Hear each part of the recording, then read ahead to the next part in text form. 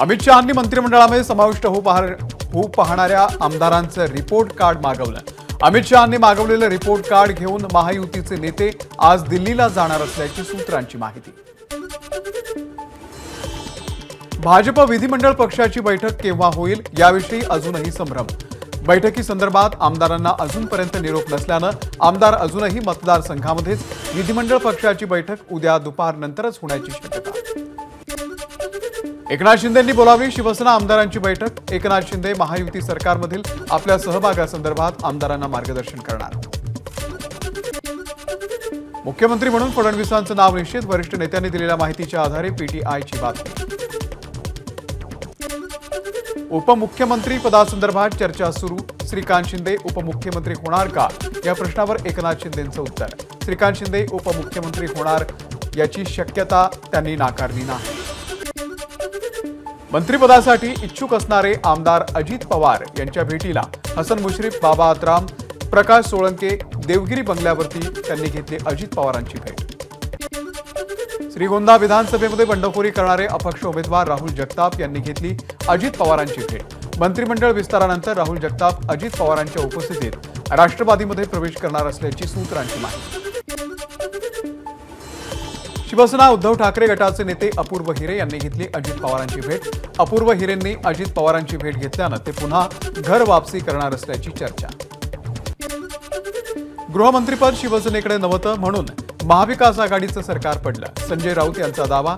गृहमंत्रीपद ठाकरेंनी दुसऱ्या पक्षाला देऊ नये असंही फडणवीस वारंवार म्हणायचे, राऊतांचं वक्तव्य। शहांना ठाकरे आणि बाळासाहेबांचं नाव नको होतं। राजकारणातून ठाकरेंची शिवसेना संपवण्याचं शहांचं स्वप्न होतं, संजय राऊतांचा आरोप। जगभरामध्ये हिंदू संकटात याला मोदी सरकारची धोरणं जबाबदार। हिंदूंना सर्वाधिक धोका भाजपपासूनच आहे, संजय राऊत यांचा गंभीर आरोप। सत्ता स्थापनेचा गेम मजेशीर होत चाललाय, सुषमा अंधारे यांचा महायुतीला टोला। गृह खातं पदरात पडलं की भाजपचा गळा दाबायला शिंदेंना फारसा वेळ लागणार नाही, अंधारेंची टीका। महाराष्ट्र राज्याचा नेता कोण असावा याची स्क्रिप्ट तयार। रावसाहेब दानवेंचं वक्तव्य। स्क्रिप्ट तयार असून सही झाल्यावर नाव बाहेर येईल, दानवेंचं सूचक वक्तव्य। एकनाथ शिंदेंच्या घराबाहेर कॉमन मॅन आशयाचे पोस्टर्स। राहुल कनाल यांच्याकडून पोस्टरबाजी। देवेंद्र फडणवीसांचे मी पुन्हा येईन आशयाचे बॅनर। नागपूरमधल्या पंचशील चौकामध्ये या परिसरात पुन्हा एकदा बॅनरबाजी। नाना पटोले पक्षश्रेष्ठींच्या भेटीसाठी दिल्लीमध्ये। उद्या निवडणूक आयोगाच्या समोर पक्षाची काय भूमिका ठेवायची या संदर्भात पक्षश्रेष्ठींसोबत करणार चर्चा। मध्य नागपूरची जागा भाजपनं जिंकावी यासाठी नाना पटोलेंनी काम केलं। बंटी शेळकेंकडून आरोपांचा पुनरुच्चार, तर आरएसएस एजंट पटोलेंनी माझी नस कापली तरी रक्ताच्या प्रत्येक थेंबात काँग्रेसच दिसेल, शेळकेंचं वक्तव्य। ईव्हीएम हॅक करणं शक्य असल्याचा दावा करणाऱ्या व्यक्तीवरती गुन्हा दाखल। निवडणूक आयोगानं मुंबई पोलिसांच्या सायबर विभागात तक्रार दाखल केली होती। ईव्हीएमच्या विरोधामध्ये मनसेही आक्रमक। मनसेचे माजी आमदार राजू पाटील यांनी व्यक्त केला ईव्हीएमवरती संशय। वाढलेली 65,000 मतं प्रतिस्पर्धी उमेदवाराला कशी मिळाली, मनसेचे माजी आमदार राजू पाटील यांचा सवाल। मुख्यमंत्री कोणीही असो आरक्षणाचा लढा सुरूच राहणार। जरांगे उपोषण करण्यावरती ठाम। उपोषणाचं ठिकाण मुंबई किंवा अंतरवाली सराटी असेल, जरांगेंची माहिती। धाराशिव आणि तुळजापूर शहरामध्ये कान दमदार, मामा भाचे आमदार अशा आशयाचे बॅनर। उस्मानाबाद मतदारसंघातून आमदार कैलास पाटील विजयी, तर त्यांचे भाचे अभिजित पाटील माढा मतदारसंघातून विजयी। शेवगाव पाथर्डी मतदारसंघाच्या भाजपच्या आमदार मोनिका राजळे यांच्या समर्थकांकडून कोलेश्वर मंदिरात आरती। मंत्रिपदासाठी कोलेश्वराला घातलं साकडं। यवतमाळच्या आर्णीमध्ये भाजपचे आमदार राजू तोडसम यांची विजयी रॅली। दंड थोपटत तोडसम यांनी गाण्यावरती धरला ठेका। रेल्वे अपघातामध्ये जानेवारी ते ऑक्टोबर या 10 महिन्यांमध्ये 2388 जणांचा मृत्यू, तर 1211 जखमी। यावर्षी रूळ ओलांडणाऱ्यांमध्ये मृत्यू होण्याचं प्रमाण सर्वाधिक। 653 प्रवाशांचा धावत्या लोकलमधून पडल्यानं मृत्यू। पनवेल ते कर्जत रेल्वे मार्गाचं काम गतिमान। मुंबई उपनगरीय रेल्वे ताफ्यामध्ये 400 लोकल फेऱ्या वाढवण्याच्या निर्णयाची अंमलबजावणी करण्यात पनवेल कर्जत दुहेरी रेल्वे मार्ग महत्त्वाचा ठरणार।